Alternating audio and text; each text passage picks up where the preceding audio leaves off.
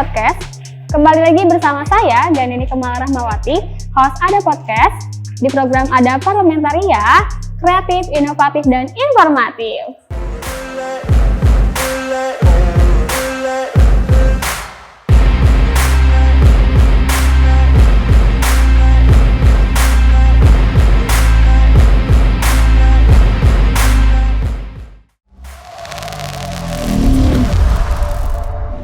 Kami Praksi Madani sudah mengusulkan juga, kami ingin ada di Kabupaten Bekasi ini ada kampus negeri.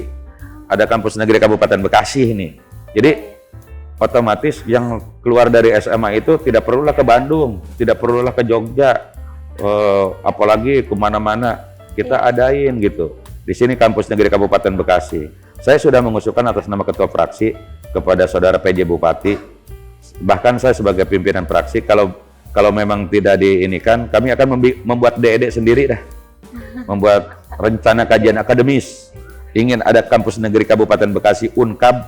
Kalau Kerawang aja masih kalah sama kita APBD-nya, PAD-nya. Sudah punya Unsika kan gitu, Universitas Negeri Kerawang. Nah ini Kabupaten Bekasi tinggal pemimpinnya mau seperti apa sih gitu. Akhirnya teman-teman yang milenial ini kan salah satunya masyarakat Kabupaten Bekasi ini sudah penduduknya sudah luar biasa gitu kan.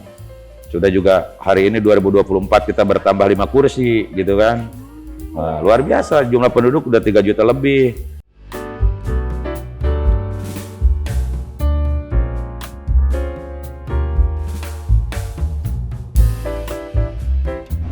Hari ini kita akan ngobrol santai, tapi kita bakalan tetap dapat ilmu baru, insight baru, karena kita bakalan ngobrol sama tokoh inspiratif luar biasa. Beliau merupakan Ketua Fraksi Madani DPRD Kabupaten Bekasi. Siapa lagi kalau bukan Bapak Haji Cecep Nur. Selamat malam Bapak. Malam Kak. Biar lebih enak kita panggilnya Abang aja ya? Abang aja. Gimana Bang hari ini keadaannya? Sehat? Alhamdulillah sehat-sehat. Alhamdulillah. Emang sih terlihat sangat segar dan fresh dan juga berkarisma. Boleh dong dikasih tipsnya supaya berkarismatik tuh gimana sih Pak? Pertama kita hidup ini dibuat simple. Simple artinya pikiran-pikiran yang positif tentunya harus kita selalu kedepankan. Gak usah yang bersifatnya pikiran-pikiran yang negatif kita buang jauh-jauh, karena itu yang akan sendiri membawa aura negatif buat kita sendiri, tentunya juga apalagi buat orang lain. Pikirannya enjoy, happy, tetapi pastikan hidup ini apapun ceritanya, setiap menit, setiap detik, setiap waktu bisa bermanfaat buat orang banyak. Itu aja. Oke, luar biasa. Berarti poin intinya tuh adalah harus ini ya, take it simple ya Pak ya. Iya, luar biasa. Seperti yang saya bilang tadi, kita akan berbincang dengan tokoh hebat inspiratif karena beliau merupakan Ketua DPC P3 Kabupaten Bekasi, Wakil Ketua Komisi 3 DPRD Kabupaten Bekasi, Caleg DPR RI Dapil 7 Jawa Barat. Luar biasa Bapak. Nah, ngomong-ngomong nih Pak, kalau generasi milenial ini, kalau misalkan di openingnya tuh udah bilang bakal ngobrol sama tokoh inspiratif. Pertanyaan yang paling pertama adalah, emang sekolah di mana, lulusan mana, kok bisa sih hebat banget? Boleh dong Pak diceritain gimana jenjang karir pendidikan Bapak? Ya, terima kasih. Saya berkarir politik ini di Partai Persatuan Pembangunan sudah lama. Kita ini kalau menjabat Ketua DPC itu baru tahun 2021. Kalau jadi anggota DPRD saya sudah masuk dari tahun 2019.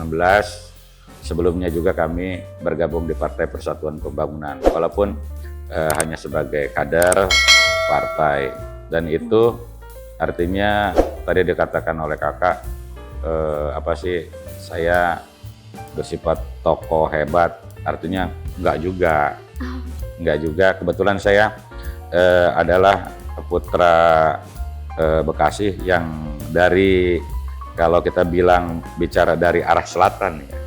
Arah selatan itu ada utara, di sana kan laut, misalnya Muara Gembong, tengah-tengah Cibitung. Kami adalah dari putra daerah Cikarang Selatan. Ya, Cikarang Selatan, Kabupaten Bekasi, tepatnya di Cikarang Selatan, gitu kan. Terus tadi mengatakan bahwa kok bisa sih seperti ini? Faktor pertama tadi juga ditanyakan masalah pendidikan. Iya. Seharusnya hari ini kita tidak terlalu juga dalam berpolitik ini mendominasi kepada pendidikan. Tetapi saya juga tidak pernah merendahkan dalam hal ini pendidikan, baik formal maupun informal itu tidak menjadikan sebuah kewajiban. Itu adalah merupakan sebuah keharusan lagi. Udah wajib harus, karena sebuah proses ilmu itu adalah belajar dari kecil sampai tidak ada batasnya itu. Nah, tentang masalah hari ini bersifatnya kok bisa seperti ini, yang penting ada kemauan, ada kemauan keras, pasti semua bisa, cuma tinggal kita berpikir positif terus tentang masalah hal-hal yang baik. Kembali lagi juga di DP kita sudah tadi Praksi Madani tahun 2019 masuk parlemen. Saya sudah periode kedua sudah di Sekretaris Komisi 3 satu periode, sekarang Wakil Ketua Komisi 3 menjelang akhir, berarti 5 tahun. Jadi udah 3 tahun nih. Udah 3 periode. 3 periode, iya. Mau 15 tahun sebentar lagi 2024 gitu kan. Iya. Terus nih Pak, kan kalau misalkan penonton ada podcast ini kan kebanyakan tuh mayoritas generasi milenial nih. Iya. Nah, terus kadang tuh aku nih sebagai generasi milenial suka takut nih mau terjun ke dunia politik. Kadang kenapa aku harus ikut dunia politik ya? Aku harus dari mana? Karena sebelumnya nggak ada background. Terus gimana sih Pak? Kalau misalkan dari versi Bapak aja deh, awal mula terjun ke dunia politik itu gimana? Kalau di dunia politik itu kita memang harus belajar pada proses awal. Kalau menurut saya. Jadi saya pun hari ini di Partai Persatuan Pembangunan ini sudah melirik kepada generasi milenial. Generasi milenial, walaupun partai kami ini Partai Persatuan Pembangunan artinya partai tua gitu. Ada juga udah melekat di dalam tradisi bahwa ini partai tua, para alim ulama. Alim ulama itu konotasinya kan bukan gadget lagi, milenial lagi, udah sepuh gitu kan. Ini sepuh artinya. Nah, tetapi kalau menurut hari ini, P3 hari ini saya mau ajak juga ke arah milenial bagaimana bisa bergabung dengan Partai Persatuan Pembangunan. Contohnya karena apa? Landasan sebuah pendidikan moral itu pertama adalah dari agama. Kalau hari ini bagaimana di Indonesia ada sedikit pergeseran moralitas, contohnya anak-anak muda sekarang sering banyak tawuran gitu kan. Contohnya juga kurang pengawasan dari orang tua, tetapi orang tua suka disalahkan. Terus hari ini orang tua sudah menitipkan kepada pihak sekolah, terus juga di mata dalam keadaan belajar, misalkan teman-teman adik-adik sekolah gitu kan, terus juga ada di luar. Nah, ini salah siapa? Otomatis ini tidak bisa saling menyalahkan satu sama lain. Otomatis dari pola pendidikan yang hari ini agak bergeser. Bergesernya nggak di zaman saya dulu. Masalahnya apa sih? Moralitas ini artinya di dalam kurikulum pendidikan itu moral. Moral itu menjadikan wajib hukumnya. Kalau kita sekolah, kalau pendidikan moral Pancasila, minimal di situ ada kita bukan Pancasilanya, tetapi moralnya. Kalau moral angkanya nilainya 5, itu kata kepala sekolah atau guru itu tidak naik kelas. Tapi kalau sekarang ini pendidikan moral Pancasila ini sudah bergeser. Seharusnya kalau sifatnya sampai, menurut saya pribadi mungkin ya, menurut saya moralitas itu sampai kita dilahirkan, terus kita juga melepaskan sebuah nyawa dari badan, moralitas itu tidak akan berubah. Karena moral itu sebagai manusia itu pondasi. Kalau moralnya baik, jelas pasti perilakunya baik. Kalau moralnya ya kurang baik atau jahat dan sebagainya, itu akan berdampak kepada lingkungan itu sendiri menjadi jahat. Seperti itu. Kalau menurut saya pendidikan moral tentang masalah sekarang anak-anak muda nih, mau diarahin ke partai politik. Partai politik pertama itu harus memilih dulu yang muda.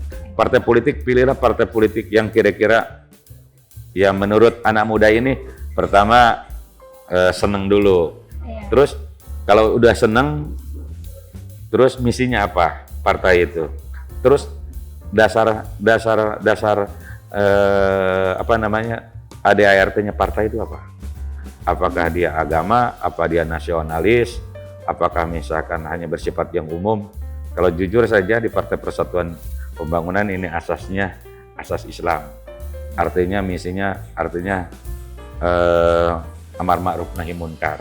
Nah, saya karena cintanya kepada P3 ini berlabuh di Partai Persatuan Pembangunan ini, di samping pendidikan secara moral saya belum 100%, tetapi setelah masuk di partai ini mudah-mudahan di dalam partai itu bisa mendidik juga kepada para kader yang terbaik gitu kan, bisa menjadi contoh juga buat orang lain. Minimal buat keluarga, buat teman-teman gitu seperti itu. Iya. Berarti apa, kalau misalkan kita udah masuk ke partai politik, di dalamnya juga kita bakalan tetap terus bertumbuh ya, terus dapat ilmu dari teman-teman sekitar yang mungkin nantinya akan bermanfaat lagi ya untuk teman-teman yang di luar sana gitu ya Pak. Betul. Nah Pak, kalau boleh tahu nih, di P3 itu apakah ada generasi milenialnya?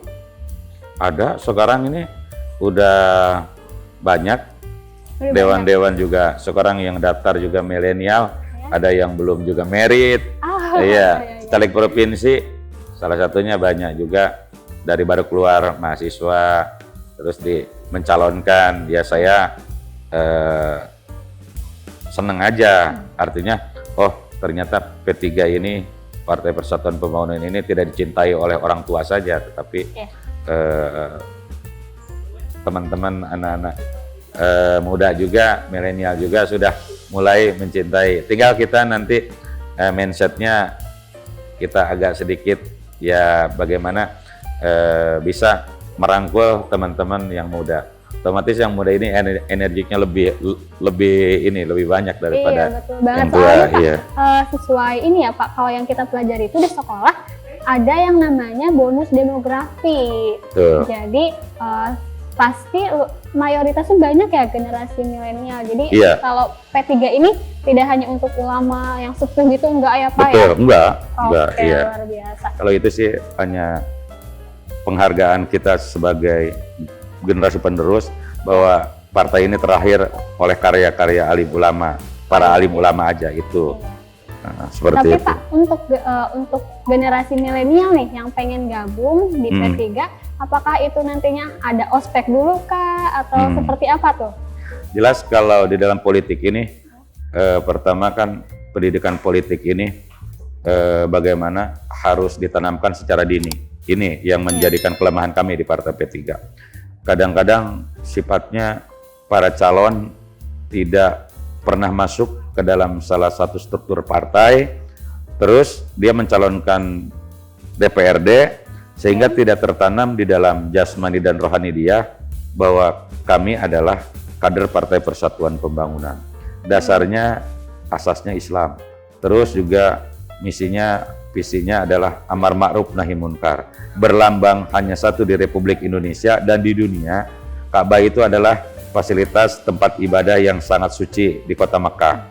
Hari ini, jadi bagaimana sebagai Muslim, artinya sebagai partai penyeimbang di tingkat nasional, artinya P3 ini tidak juga menjadi alergi anak-anak muda sekarang. Harusnya anak-anak muda sekarang ini bisa lebih mendekatkan kepada sifatnya yang agak sedikit ke agama gitu, agamis, sesuai dengan Kabupaten Bekasi gitu kan, masyarakatnya yang agamis juga gitu. Makanya kami juga akan mengadakan pelatihan-pelatihan kepada generasi muda. Saya juga bahkan sudah mengusulkan kami praksi Madani sudah mengusulkan juga, kami ingin ada di Kabupaten Bekasi ini ada kampus negeri Kabupaten Bekasi ini. Jadi otomatis yang keluar dari SMA itu tidak perlulah ke Bandung, tidak perlulah ke Jogja, apalagi kemana-mana kita adain gitu. Di sini kampus negeri Kabupaten Bekasi. Saya sudah mengusulkan atas nama ketua fraksi kepada saudara PJ Bupati, bahkan saya sebagai pimpinan fraksi, kalau memang tidak diinikan, kami akan membuat DED sendiri dah, membuat rencana kajian akademis. Ingin ada kampus negeri Kabupaten Bekasi Unkab. Kalau Kerawang aja masih kalah sama kita APBD-nya, PAD-nya sudah punya Unsika kan gitu, Universitas Negeri Kerawang. Nah ini Kabupaten Bekasi tinggal pemimpinnya mau seperti apa sih gitu. Akhirnya teman-teman yang milenial ini kan salah satunya masyarakat Kabupaten Bekasi ini sudah penduduknya sudah luar biasa gitu kan. Sudah juga hari ini 2024 kita bertambah 5 kursi gitu kan. Luar biasa, jumlah penduduk udah 3 juta lebih. Terus pemilih 2,2 juta lebih gitu. Nah hari ini, pemudinya artinya kalau saya melihat hari ini secara nasional ya. Kalau secara nasional hari ini menurut saya moralitas ini agak bergeser. Agak bergeser tentang yang milenial. Tetapi yang kayak kami misalkan di umur angka 35 ke atas sudah artinya jenjang pendidikannya enggak kayak dulu lagi. Beda gitu kan. Kalau anak sekarang luar biasa. Kalau kita dulu ribut sama teman-teman sekolahan, kita kan pernah sekolah SMA juga kan, kita SMA Cikarang misal, kita ribut nih misalkan anak STM ini misalkan, STM Pilar misalkan dengan STM mana gitu, salah satunya dekat sekolah dulu pengalaman saya, ributnya itu nggak ada yang pakai namanya samurai, pakai celurit, pakai ini, tetapi kalau anak yang sifatnya, ya anak misalkan hari ini 17 tahun, mau akan 17 tahun, siang, sudah tawuran. Kemarin juga kebetulan di desa saya jalan menuju ke Pemda itu Sate Kodam itu di dalam siang jam 11 nyawa meregang di samurai oleh temannya sendiri gitu kan. Ini kan sungguh prihatin untuk teman-teman di milenial. Artinya kami pun akhirnya saya atas nama DPC sedikit banyaknya salah satu ini sudah dibahas di dalam satu lembaga partai. Di situ ada advokasi hukum, termasuk juga adalah di situ tentang pemberdayaan manusia. Kami akan mengadakan semacam kerjasama pelatihan. Satu, saya akan melibatkan kawasan industri sebagai menjadi fasilitator, anggaplah CSR lah dia. Terus kami akan bekerja sama dengan perguruan-perguruan tinggi, atau misalkan teman-teman adik-adik mahasiswa mau di HMI, PMI, kita ajak dialog bareng, yuk kita pecahin anak-anak muda ini maunya kita biar kumpul yang positif. Barangkali untuk menyentuh anak-anak muda itu saya udah sedikit ada untuk hal-hal yang sifat-sifat seperti itu. Terus tentang masalah kependidikan yang sifatnya iniin, ya kadang-kadang juga sama juga kan. Kenapa sih hari ini ingin ada kampus negeri Kabupaten Bekasi?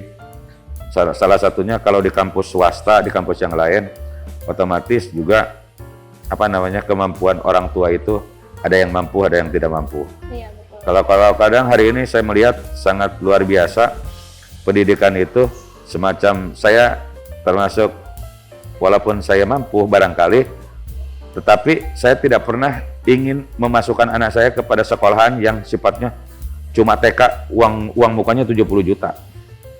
Ini kan luar biasa. Iya. Dan hari ini dengan tersendirinya kemampuan itu, kemarin juga sampai di IBS lah, salah satu contohnya di IBS di Hyundai, ada pendaftaran itu cuma 9 orang. Padahal di sekolah itu harusnya 15 orang, baru ada kelas. Tetapi karena tidak ada yang daftar cuma 9 orang, itu tidak menjadikan sekolah itu jalan. Karena apa? Karena tidak terlalu tinggi. Nah, artinya di tengah-tengah sekolah SD sudah gratis, SMP sudah gratis. Nah, ini SMK juga menjadikan tidak gratis. Padahal Kabupaten Bekasi ini mampu. Cuma kewenangannya kan sekarang diambil oleh Provinsi Jawa Barat. Saya harapkan padahal pemerintah ini harusnya jelas, terukur. Kalau kabupaten itu dianggap mampu, nggak usahlah kebijakan SMA, SMK itu juga di kewenangan. Selalu seolah-olah Provinsi Jawa Barat ini mampu mengambil. Nggak juga, nggak baik juga. Kami sebagai wakil rakyat akhirnya anak-anak mau masuk siswa, mau yang baru ini sebagai anggota DPRD ini sandaran semua. sandaran semua daripada konstituen, daripada kader, daripada masyarakat umum banyak, sehingga dikala sekolah siswa yang baru tahun anggaran hari ini Juni Juli ya, gitu kan, dari SMP, dari SMA, terus SMA, seolah-olah ini kepala sekolah ini, oh saya kewenangannya hari ini provinsi, Bapak adalah anggota DPRD Kabupaten Bekasi, harusnya yang levelan saya itu DPR RI provinsi lah gitu. Ini kan ada juga tendensi seperti itu. Padahal dari nol perencanaan itu sebuah sekolah, kami semua di Kabupaten Bekasi kok yang melaksanakan pembangunan itu. Kalau provinsi baru berapa persen hari ini, baru berapa tahun gitu. Belum pernah ada pembangunan sifatnya yang 50 miliar kayak SMP 1 Cikarang Selatan di tempat saya. Artinya kami inilah dengan para SKPD terkait bagaimana ingin ada sekolahan yang bagus, termasuk juga inginnya sih kayak Kerawang lah. Toh Kerawang kalau yang kita contohnya yang baik itu positif dalam sebuah tipikal pembangunan SD, SMP, SMA itu Kerawang sama tipikalnya. Tapi kalau di sekolahan kita tidak ada tipikal, jadi bebas gitu. Jadi ini seharusnya untuk apa namanya? Untuk hal-hal yang sifatnya terbaik kita harus selalu digali inovasi-inovasi itu. Iya betul. Terus saya juga punya sih Pak teman-teman nih di Bekasi. Emang Pak rata-rata mereka pada ini di kampusnya tuh keluar Bekasi, yang rantau gitu anak-anaknya. Pasti. Jadi untuk ada kampus negeri Bekasi itu luar biasa sih Pak. Halo, ada podcast buat kalian teman-teman generasi milenial yang pengen ngobrol sama tokoh inspiratif tapi nggak tahu lewat mana, lewat channel apa. Yuk langsung aja like, comment, subscribe channel YouTube Ada Podcast di program Ada Parlamentaria karena kalian bisa nonton full ngobrol sama tokoh-tokoh inspiratif. Oke, lanjut ya Pak. Tadi setelah kita cerita-cerita nih tentang pengalaman Bapak, terus awal mula terjun. Nah, pertanyaan berikutnya adalah kenapa Bapak milih P3 gitu? Kenapa Bapak bisa secinta itu gitu? Ya, pertama Partai P3 ini adalah partai yang salah satunya sudah mengakar di keluarga. Iya, terutama ayahanda saya. Ini salah satunya beliau di zaman ada 3 partai. Waktu itu di zaman Orde Baru, artinya orang tua kita ini condongnya dan dia adalah sebagai walaupun tidak terstruktur dalam pengurusan adalah kader P3 gitu. Nah, mungkin salah satunya menetes kepada anaknya. Itu kan saya akhirnya berlabuh di Partai P3, memberani mencalonkan sebagai calon legislatif di 2009. Itu adalah pertama Partai Persatuan Pembangunan, dan ayahanda juga pernah memberikan untuk kepada partai yang lain gitu. Dan merestuinya adalah di P3, sehingga di P3 2009 mendaftarkan diri. Waktu itu diberi nomor urutan 3 pertama, sudah masuk tuh jadi anggota DPRD. 2014 nomor urutan 1, 2019 kami diberikan nomor urut 4, tetapi karena suara terbuka, alhamdulillah rakyat ini selalu mempercayai bahwa saya selalu lolos dalam pemilihan pileg kontestasi setiap 5 tahun sekali, dan selalu ada di Dapil 1 waktu itu, di Dapil Cikarang Selatan, Cibarusa, Sarangbaru, Setu, Bojongmangu. Jadi 6 kecamatan. Kalau sekarang ada pergeseran, salah satunya dapil berubah, ada dapil karena ada 7 dapil. Gitu. Jadi bergeser gitu ya Pak. Oke.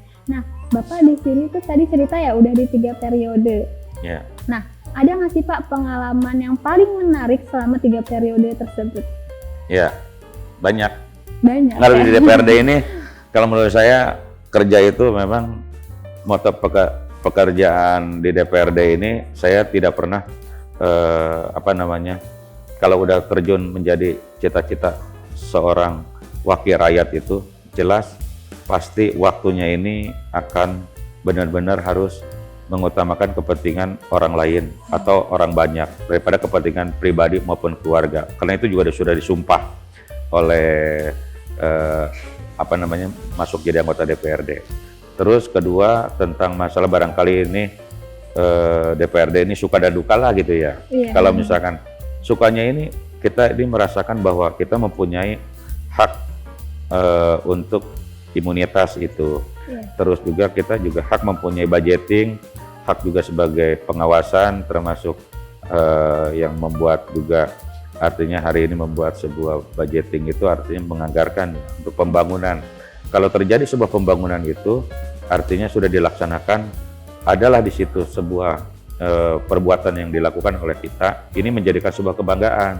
Waktu itu saya ada Stadion Wibawa Mukti hari ini, walaupun anggarannya bertahap gitu kan, artinya perlahan-lahan dari 25 miliar, terus juga naik ke 75 miliar, terus sekian terus selesai.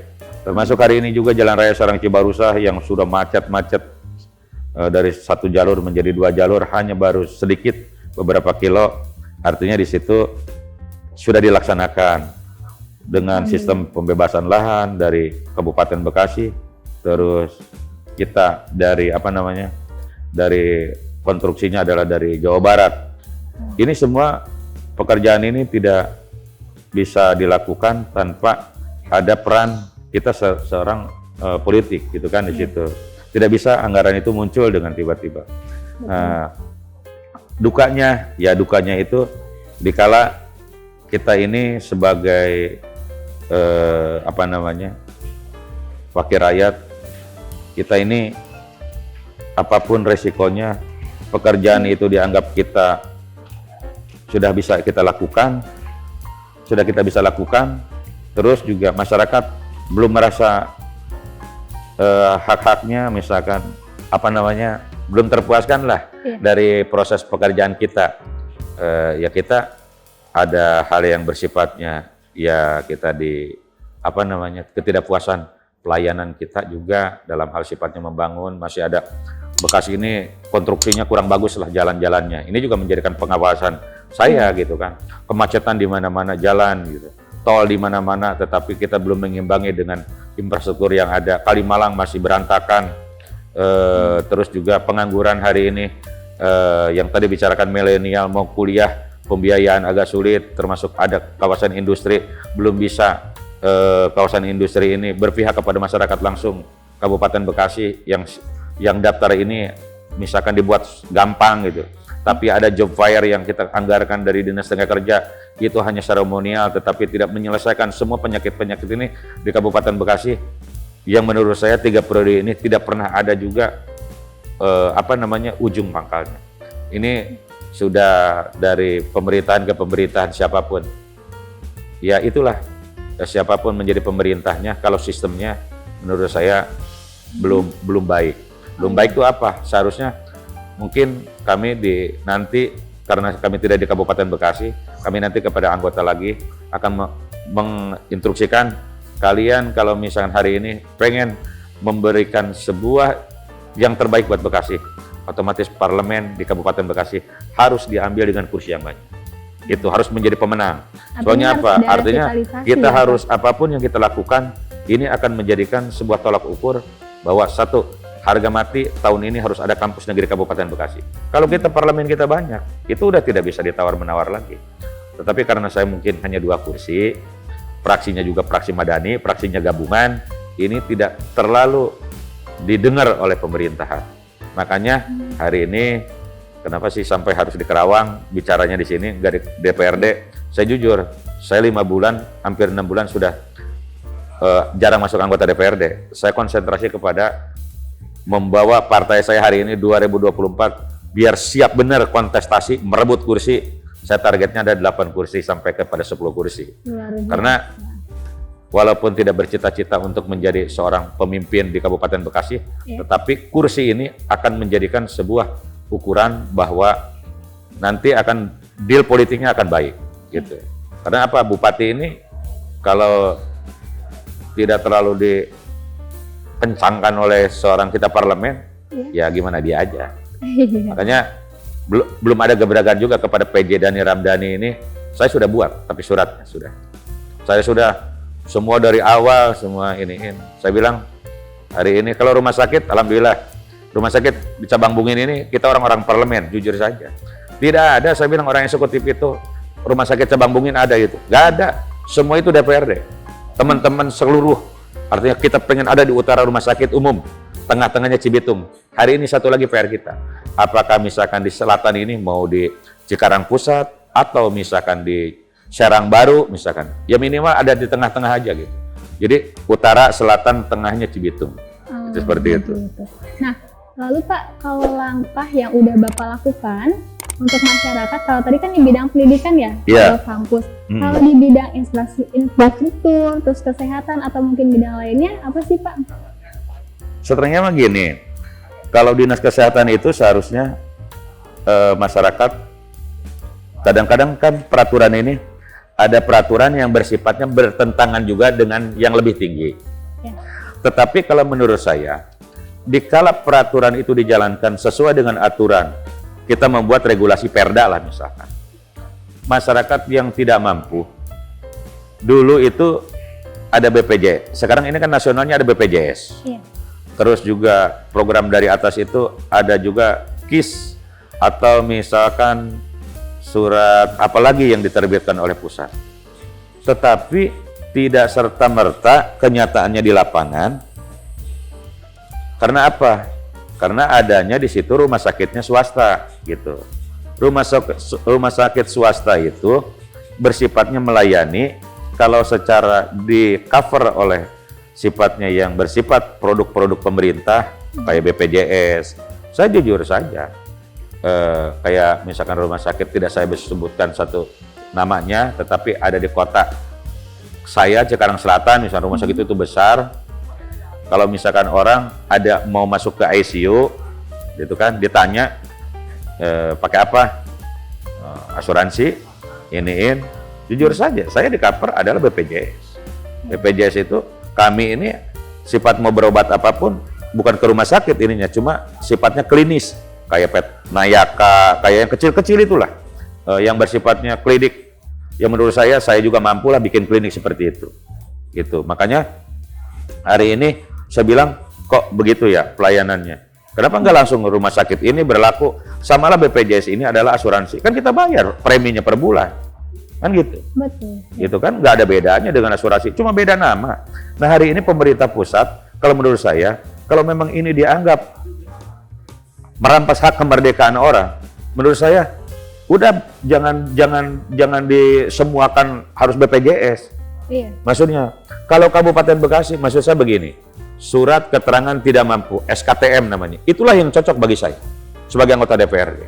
Saya jujur hari itu, begini ceritanya, masyarakat masuk ke rumah sakit tidak mampu, mau swasta mau apa, tinggal bikin, di situ ada RT dilibatkan, ada kepala desa, terus ada hal yang sifatnya, siapa lagi nih, pejabat yang membuat rekomendasi bahwa orang itu dinyatakan tidak mampu.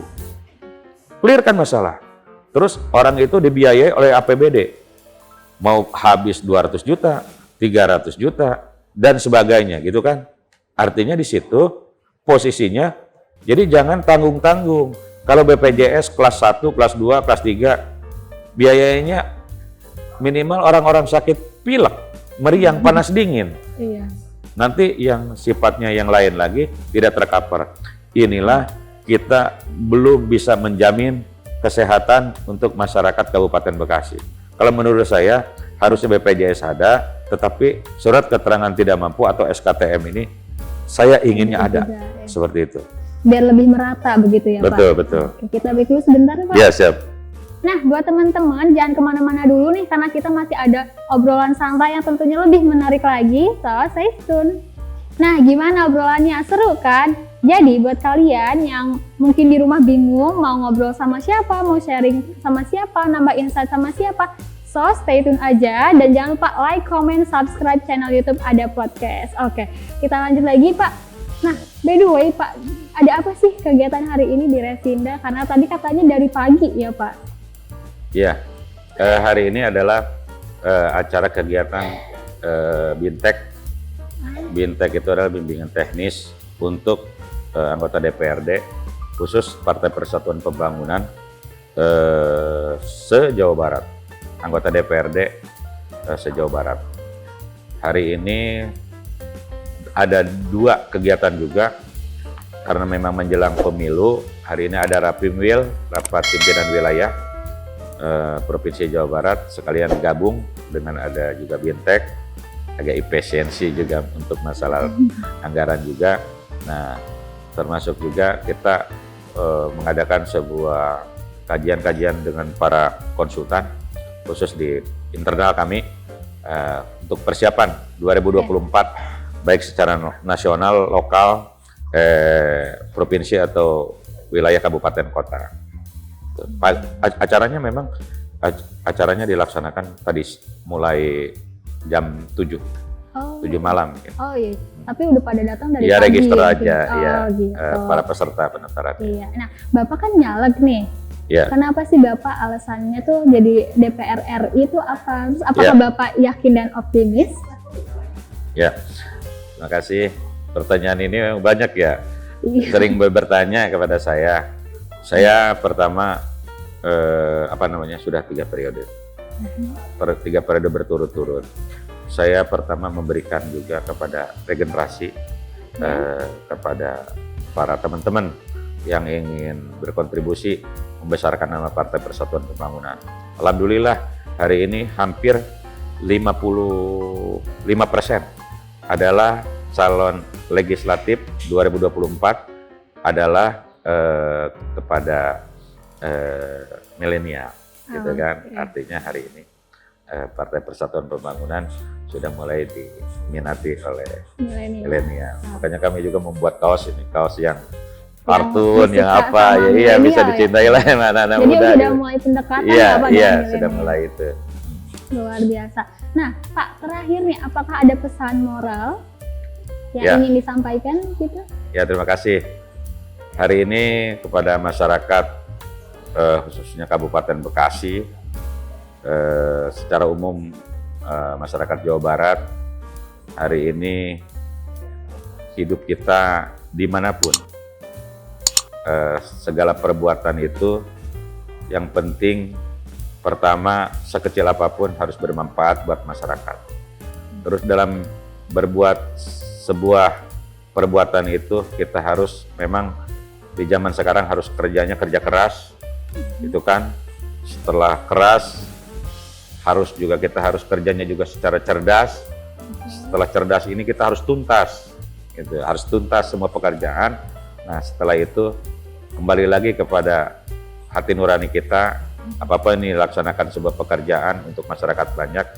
Kita jangan terlalu berharap lebih daripada yang lain. Kita harus juga mempunyai rasa ikhlas. Kalau sudah ikhlas, pikiran kita positif. Tidak ada hal-hal yang bersifatnya yang tadi dikatakan awal kita pembicaraan. Kenapa sih hidupnya seperti nggak ada beban apapun? Ya kita sifatnya hidupnya, pikirannya harus positif saja kepada siapapun. Insya Allah aura positif akan ada di kita semua. Jadi kita kali itu. Nah, saya termasuk juga tentang hari ini buat Kabupaten Bekasi. Saya sebagai anggota DPRD mohon maaf dari segi pengabdian saya menjelang akhir masa bakti ketiga periode ini tidak maksimal. Insya Allah kami hari ini ingin berkarya lagi kepada jenjang hari ini bukan kabupaten tetapi di Senayan, karena hari ini kami juga harus melakukan sebuah inovasi yang baru. Hari ini Kabupaten Bekasi tadi belum selalu ada kampus negeri kabupaten, itu menjadi PR saya. Infrastruktur yang sangat buruk, kalau menurut saya buruk sekali di Kabupaten Bekasi, hancur jalannya, termasuk kalau udah saya bilang, saya ngelihat Bogor, Kerawang nggak terlalu hancur kayak Bekasi. Ini jalan hancur Kabupaten Bekasi. Industri terbesar se-Asia Tenggara, ibarat pepatah tikus mati di lumbung padi. Nah, ini juga menjadikan itu, termasuk juga bagaimana sarana pendidikan, karena pabrik yang ada begitu puluh ribuan, tetapi CSR pemerintah daerah dari dulu saya menjadi anggota DPRD pertama tidak pernah mengeksekusi CSR itu, karena kebutuhan CSR itu padahal butuh, karena satu, rumah tidak layak huni masih banyak di Kabupaten Bekasi, kemiskinan jelas. Termasuk hari ini orang yang kaya ini bisa dihitung dengan jari, karena berdampak dari limbah itu. Nah, limbah itu juga tidak juga dimanfaatkan juga dengan retribusi yang baik. Pengelolaan yang jelas itu adalah peraturan daerah yang belum dimaksimalkan oleh teman-teman di parlemen. Makanya harapan saya menjadi motivasi kepada saya sebagai partai, pimpinan partai hari ini menjadikan ketua DPC, sehingga untuk 2024 ini mengambil hati rakyat. Kalau memang ingin ada sebuah perubahan, haruslah dirubah bukan dari diri saya sendiri, tetapi kepada masyarakat sendiri harus merubah.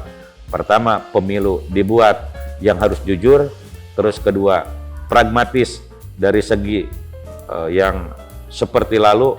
Jangan terlalu pragmatis, orang Kabupaten Bekasi pragmatis, tetapi tidak semua orang Bekasi pragmatis. Tapi hari ini janganlah uang 100.000, uang 50.000 menyandra hak-haknya rakyat nanti seperti itu. Akhirnya berpolitiklah yang cerdas tetapi dengan secara terukur, sehingga akhirnya tidak teragadaikan kepada yang sifatnya membangun Kabupaten Bekasi. Dan jangan salahkan juga kepada para calon legislatif yang nanti akan terpilih apabila mereka dengan gaya seperti yang lalu-lalu seperti itu, akhirnya nanti sendiri juga masyarakat yang akan merasakan. Barangkali itu pesan moralnya dari saya. Mudah-mudahan mohon doa kepada masyarakat Kabupaten Bekasi secara umumnya, karena kami adalah juga termasuk salah satunya Jabar 7 Kerawang, ada Purwakarta. Mudah-mudahan saya bisa dilihat dari apapun, dengan secara medsos ini atau dengan hal yang lain. Saya mohon doanya, bagaimanapun saya tidak merasa lebih daripada orang lain. Tadi dikatakan oleh kakak merasa tokoh masyarakat Bekasi yang hebat, tidak sama sekali. Ini adalah bagian putra daerah Kabupaten Bekasi yang menuju Senayan untuk memberanikan diri merubah yang hari ini 15 tahun saya menjabat di DPRD belum terakomodir oleh hal-hal yang teman-teman sekarang ada. Itu terima kasih. Mohon maaf atas segala kekurangan. Assalamualaikum warahmatullahi wabarakatuh. Waalaikumsalam. Oke, nggak kerasa udah ngobrol banyak Pak. Tentunya kita dapat manfaat yang luar biasa untuk saya dan juga teman-teman yang di rumah. Yang perlu di-highlight tadi ya Pak, kerja keras, kerja cerdas, kerja tuntas, dan ikhlas. Luar biasa banget. Buat teman-teman jangan lupa like, comment, subscribe. Thank you for watching. Wassalamualaikum warahmatullahi wabarakatuh.